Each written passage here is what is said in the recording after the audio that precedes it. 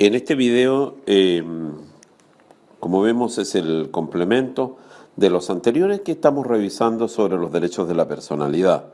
Nosotros estamos tratando de ver en este esquema más o menos macizo, aspecto por aspecto. Quisimos hacer un video separado de los demás temas en lo que respecta al derecho de la propia o a la propia imagen. Nuestra legislación no regula determinadamente en algún texto preciso la protección de la imagen de una persona, tal vez porque la noción de imagen de una persona no encuentra límites bien definidos como un bien jurídico, lo que no quiere decir que no lo sea, por cierto, ¿no? Por ejemplo, las personas públicas, actores, vemos la gente de televisión o de los medios de comunicación, los políticos, personalidades deportivas en general, o del espectáculo, tienen de toda evidencia una imagen que va más allá de su persona. En este caso podemos preguntarnos si esta imagen, comillas, pública, es o no un derecho consustancial a las personas.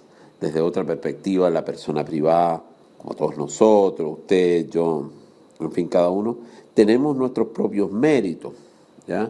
Buenos padres, buenos hijos, buenos trabajadores, buenos profesionales.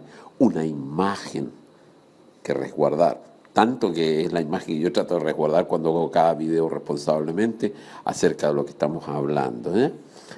Ella no es una prolongación de una imagen pública, sino una prolongación de nuestro actuar privado, que también merece protección.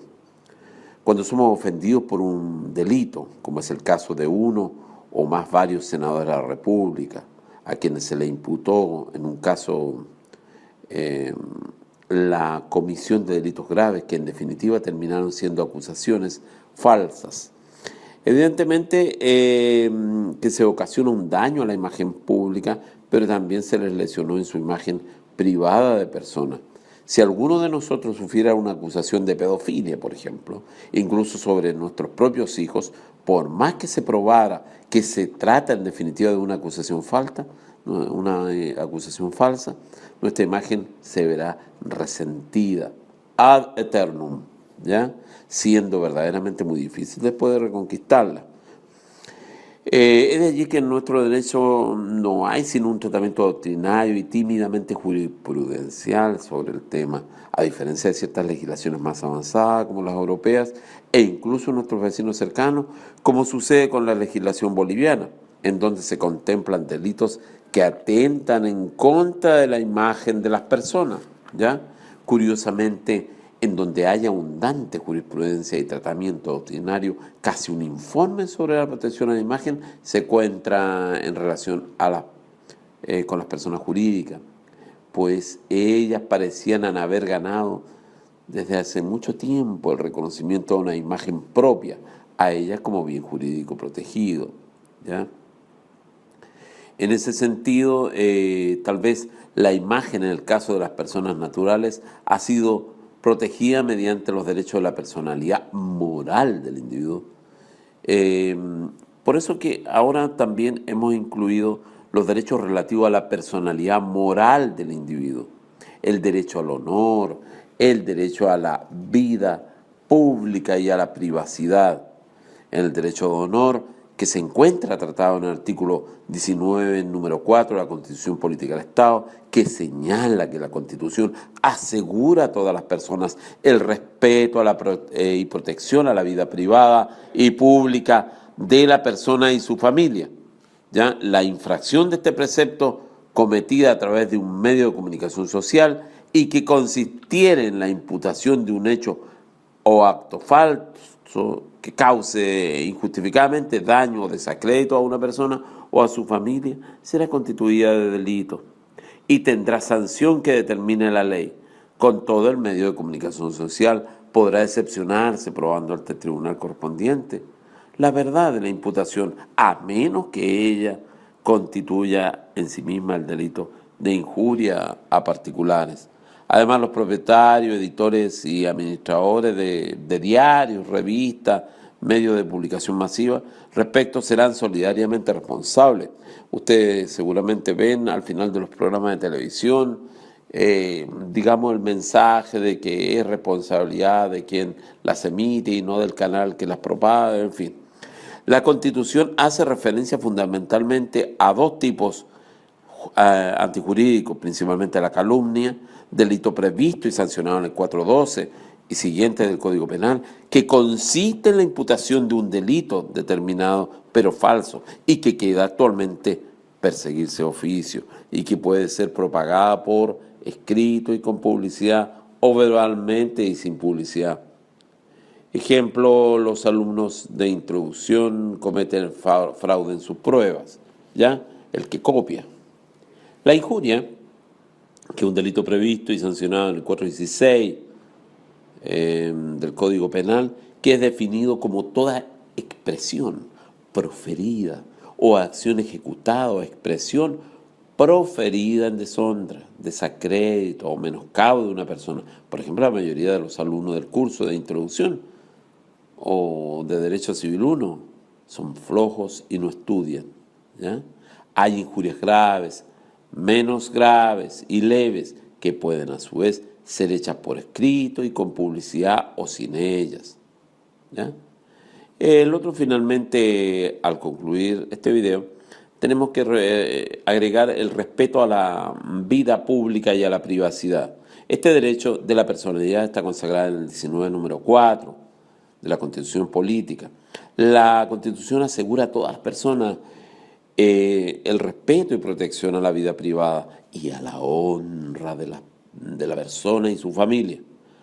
La legislación penal, a su vez, porque de repente como que perdemos la noción entre que si estamos hablando más de penal que de civil, queremos creer que cuando citamos los conceptos de derecho penal e incluso artículos, estamos en el fondo haciendo un paralelo comparativo del cómo nuestra legislación civil o penal protege a los individuos, ¿ya? Por eso hago este alcance para que no se tome a mal. La legislación penal sanciona los artículos 161A, 161B del Código Penal, los delitos contra el respeto y protección de la vida privada, de la persona y su familia. Y el 161A dice algo como: se castigará con la pena de reclusión menor en cualquiera de sus grados y multa de 50 a 500 UTM mensuales al que en recintos particulares o lugares que no sean de libre acceso público, sin autorización del afectado y por cualquier medio capte, intercepte, grabe o reproduzca conversaciones o comunicaciones de carácter privado, sustraiga fotografía, fotocopia o reproduzca documentos o instrumentos de carácter privado, capte, grabe, filme, fotografía, imágenes de hechos de carácter privado que se produzcan o realizan o ocurran o existan en recintos particulares o lugares que no sean de libre acceso público. Esto es bien importante con la afluencia de los celulares, de cámaras de seguridad, de montones de sistemas. Esto encaja muy bien ante la proliferación tecnológica en la captura de imágenes.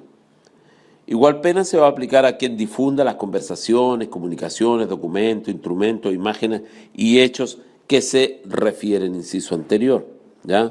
En caso de ser una misma la persona que los haya obtenido y divulgado, se aplicarán estas penas de reclusión menor en su grado máximo, ¿ya? Y multa de 100 a 500 UTM, ¿ya? Es importante tomar en cuenta estos aspectos.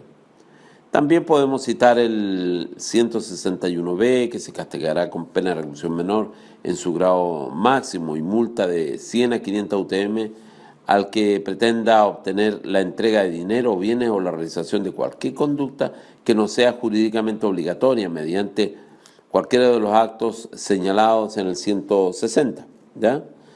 Entonces es bien importante mencionar que los derechos de la personalidad actúan en contradicción recíproca, es decir, los encontramos en colisión frente a otros. Por ejemplo, la libertad de expresión contra el de privacidad, el derecho a la vida, que está por nacer, contra el derecho de la libertad de la mujer a renunciar a la maternidad, el derecho a la imagen contra el derecho a la publicidad de los asuntos penales, de repercusiones públicas.